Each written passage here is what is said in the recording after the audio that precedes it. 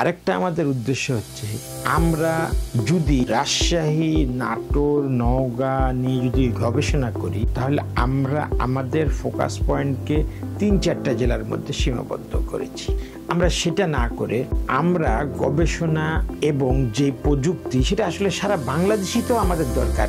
আমরা একটা প্রযুক্তি জানলাম, আমরা একটা প্রযুক্তি শিখলাম, মাত্র সেই শিক্ষাটা আমরা কারো ভিতরে ছড়ায় না দিয়ে শুধুমাত্র কয়েকজন লোকের মধ্যে আমরা সীমাবদ্ধ রাখলাম। আমরা এটা চাইনি। আমরা চাই যে যারা আমাদের সিপি হবেন, কো পার্টনার হবেন, আমরা তাদের মধ্যে এটা ছড়িয়ে দিতে চাই। এবং সবচেয়ে ইম্পর্টেন্ট কথা যে আমরা আমাদের ৩টা জেলা নিয়ে যদি আমরা গবেষণা করি তাহলে আমাদের প্রফিট হবে না। আমরা ৬৪ জেলা নিয়ে গবেষণা করি তাহলে আমাদের প্রফিট হবে। সেকেন্ডলি হচ্ছে শুধু ৬৪ জেলা না, আমরা বর্তমানে এক্সপোর্ট করতে চাই, ইম্পোর্ট বন্ধ করতে চাই। এই ছোট ছোট দেশ নেপাল, ভুটান, তাদেরও সেম সমস্যা।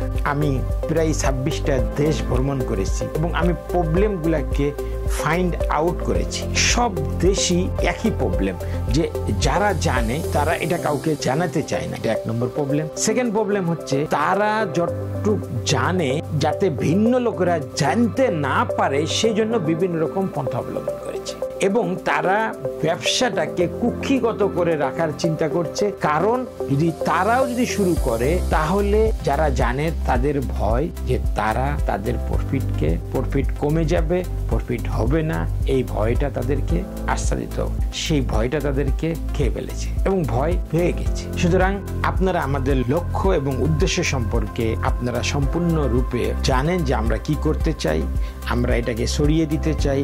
দেখুন, আমরা একটা জিনিস নিয়ে গবেষণা করলাম, আমরা ঢাকা সেল করলাম, রাজশাহী সেল করলাম, নওগাঁ সেল করলাম, বগুড়া সেল করলাম, হবে কেন? রংপুর নয় কেন? খুলনা নয় কেন? ময়মনসিংহ নয় কেন? চিটাগাং নয় কেন? যশোর নয়? জিনিসটা তো একই, প্রবলেমটাও একই, সলভ করার, সমাধান করার জিনিসটাও একই, পদ্ধতিটাও এক। তো কেন আমরা এটা কয়েকটা জেলার মধ্যে সীমাবদ্ধ রাখবো?